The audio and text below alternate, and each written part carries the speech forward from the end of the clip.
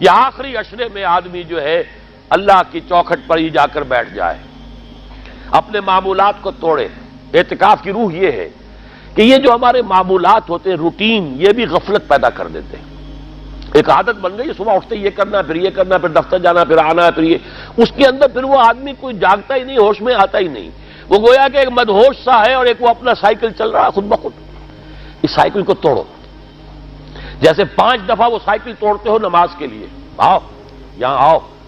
آؤ سجدے میں گرے، لوح جبیں تازہ کریں، یاد کرو اللہ کو دوبارہ، اپنا عہد استوار کرو دوبارہ، ایاک نعبد و ایاک نستعین۔ اسی طرح سال میں ذرا یہ 9-10 دن بھی ایک دفعہ توڑو اپنے روٹین کو، جاؤ وہاں ڈیرا لگا لو مسجد کے اندر اللہ کے در پر، سوائے جو ناگزیر حوائج انسانیاں ہیں، پیشاب وغیرہ کے لیے جانا ہے باہر جاؤ، وضو کرو، پھر آ کے بیٹھ جاؤ۔ محض فرحت حاصل کرنے کے لیے نہانے کی اجازت بھی نہیں ہے۔ غسل واجب ہو گیا ہو تو نہاؤ،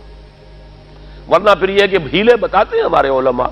کہ وضو کی نیت سے جاؤ غسل کر کے آ جاؤ، اس لیے کہ معلوم ہے کہ آج آدمی کی جو عادت بن گئی ہوئی ہے روزانہ نہ نہائیں تو طبیعت پہ کسل رہتا ہے، لیکن اسی کو تو توڑنا ہے، اسی روٹین کو تو توڑنا ہے۔ اصل میں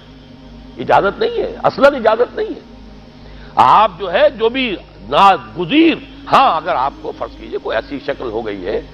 رات کو آخر سوئے تو ہے، سونے میں بدخوابی ہو گئی ہے، نہانا ہے تو جاؤ نہاؤ، ٹھیک ہے، غسل واجب ہے، نہاؤ۔ اور یہ کہ پیشاب کی بہانے کی حاجت ہے، جاؤ پوری کرو، وضو کرو، واپس آ کے بیٹھو، چاہے یہاں سو، یہاں ذکر کرو، یاد کرو، جو کرو کرو یہاں پہ، لیکن اور اس میں بھی خاموشی ہے۔ وہاں ہمارے ہاں آج کل اس کے اندر بھی بڑے لمبے لمبے چوڑے پروگرام شروع کر دیتے ہیں، لوگ بیٹھے ہیں گپ بازی کر رہے ہیں۔ میں نے خود میدان عرفات میں لوگوں کو تاش کھیلتے دیکھا ہے، تاش عرفات میں۔ میں نے سنا یہاں پر اعتکاف میں تاش کھیلے جاتے۔ آپ بالکل نوجوان چھوکرے، فضیلت سنی اعتکاف کی، ویسے بھی گھر سے بھاگنے کو وہ جی چاہتا ہی ہے، کچھ دنوں کے لیے نکلے اس گھر سے، مسجد میں آ کے بیٹھ گئے، وہاں پہ گپے بھی ہو رہی ہے، لطیفہ بازی بھی ہو رہی ہے، تاش بھی کھیلے جاتے، یہ اعتکاف ہو رہا ہے۔ یہ اتنی ہلکی شے نہیں ہے اعتکاف، یہ تو اس عبادت کا، رمضان میں جو روح بیدار ہوتی ہے یہ اس کا کلائمیکس ہے، بہت بڑی عبادت ہے، لیکن اس میں لو اللہ کے ساتھ لگی رہے، لوگوں سے نہیں، تنہائی، غور و فکر، یا قرآن پڑھو، ذکر کرو، نوافل پڑھو، یا سوچو بچ، جیسے حدیث میں آتا ہے وَأَن يَكُونَ نُطْقِي ذِكْرًا وَنَظَرِي عِبْرَةً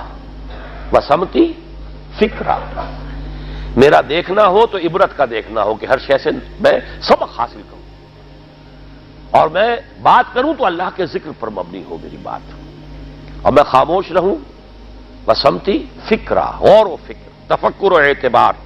جو حضور جا کر غار حرا میں کیا کرتے تھے، وہ اعتکاف تھا حضور کا، مکی دور کا اعتکاف، تنہا بیٹھنا۔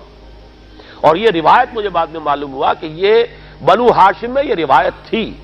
حضور کے دادا بھی جا کر وہاں پر غار حرا میں بیٹھا کرتے تھے، یہ ان کی ایک خاندانی روایت چلی آ رہی تھی، یہ جگہ تھی، اور وہ جگہ ایسی ہے عجیب سی، اب تو خیر بڑی بڑی عمارتیں حائل ہو گئی ہیں، ورنہ میں نے جب پہلا حج کیا تھا سن 62 میں، تو میں نے اس وقت جا کر دیکھا تھا، واقعتاً سیدھا کعبہ نظر آتا وہاں سے، اور کچھ درمیان میں نہیں، جیسے اس کو سلٹ لیمپ کہتے ہیں، وہ غار ہے ہی ایسی کہ سامنے ایک دراڑ سی بس کھلی ہوئی ہے، یہ اس کے اندر سے وہاں بیٹھ جائیے، سیدھی نگاہ خانہ کعبہ پڑ جاتی تھی، تو کعبے کا مراقبہ بھی کیا جا سکتا تھا وہاں بیٹھ کر، دیکھنا، کعبے کو دیکھنا عبادت ہے، اور پھر اس یکسوئی کے ساتھ، کوئی نہیں، کعبے میں ہے تو نہ معلوم کیا کچھ اور ہو رہا ہے، لیکن یہ کہ وہاں تو آپ بیٹھے ہوئے، تو وہ اعتکاف، یہی اعتکاف حضرت موسیٰ نے کیا تھا 40 دن کا، تب تورات ملی تھی، یہی 40 دن کا روزہ کیا رکھا تھا، یہ اگرچہ قرآن میں مذکور نہیں ہے، حضرت موسیٰ کا تو قرآن میں مذکور ہے، حضرت عیسیٰ کا انجیل میں مذکور ہے، 40 روز کا روزہ اور اعتکاف پہاڑوں میں کیا جا کر، تب انجیل ملی، یہی اعتکاف تھا جو حضور کر رہے تھے غار حرا میں، تب قرآن، اقرا بسم ربک الذی خلق، خلق الانسان من علق، یہ تو اس کا ایک عکس، اس کی ایک جھلک ہونی چاہیے۔ میں نے روح اعتکاف پر بھی ایک زمانے میں ایک تقریر کی تھی، میں نے دیکھا چھپی ہوئی تھی، اب پتہ نہیں کہیں اویلیبل ہے یا نہیں، ایک علیحدہ کتابچے کی شکل میں بھی تھی، ویسے عظمت سیام و قیام رمضان مبارک پر بھی میرا کتابچہ ہے، عظمت صوم، جس میں کہ پھر میں نے یہ انسان کے 2 وجود، اس کے بارے میں بھی خاصی وضاحت کے ساتھ گفتگو کی ہے، وہ بھی میرا کتاب چاہے شاید باہر اس پہ ہوں گے۔ تو فرمایا جب تم اعتکاف میں ہو تو ان کے ساتھ مباشرت نہیں کر سکتے۔ تلک حدود اللہ ہے، یہ اللہ کی حدود ہیں، فلا تقربوہا، ان کے قریب مت جانا۔ قرآن مجید میں حدود اللہ کے لیے یا تو آتا ہے فلا تعتدوہا، یہ اعتداء کہتے ہیں کسی حد کو کراس کر جانا، تجاوز کرنا، اور جہاں زیادہ احتیاط کی بات ہے وہاں فلا تقربوہا، آخری حد کے قریب تک نہ چلے جانا، مبادا کہیں غلطی سے قدم جو ہے ادھر پڑ جائے۔ جیسے حضور نے حدیث کے اندر بیان فرمایا الا لکل ملک حمن، ہر بادشاہ کی ایک محفوظ چراگاہ ہوا کرتی تھی، اسی کے جانور اس میں چریں گے، کوئی رعیت میں سے کسی کی بھیڑ بکری، کسی کا کوئی جو ہے گھوڑا وہاں نہیں آ سکتا۔ اب اگر کسی کا گھوڑا یا کسی کی بھیڑ بکری چلی گئی، وہ مجرم ہو گیا، پکڑا جائے گا، گردن ماری جائے گی۔ تو حضور نے فرمایا کہ اللہ کی بھی ایک محفوظ چراگاہ ہے، اللہ کی حما کیا ہے؟ محارمہ، جو چیزیں اس نے تم پر حرام کر دی، ان کے قریب نہ جانا۔ تو دیکھو اگر کوئی چرواہا اپنی بھیڑوں بکریوں کو بالکل آخری حد تک لے جائے گا، اس بادشاہ کی جو وہ حد ہے، تو اندیشہ ہے کہ بھیڑیں بکریاں کہیں ایک چھلانگ لگائے اور بادشاہ کی چراگاہ میں داخل ہو جائے، لہذا ذرا فاصلے پر رہا کرو۔ یہ ہے آخری حد تک نہ جاؤ بلکہ کچھ فاصلے پر رہو۔ فلا تقربوہا، یہ اللہ کی حدود ہے تو ان کے قریب مت پھٹکو۔ کذالک یبین اللہ لکم آیاتہ للناس لعلہم یتقون،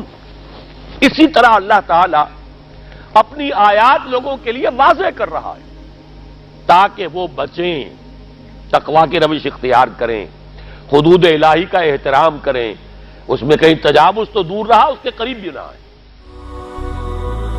هي الحلقات تحفظني بآيات من القرآن، هي الحلقات تملأني بحب المصطفى العدنان،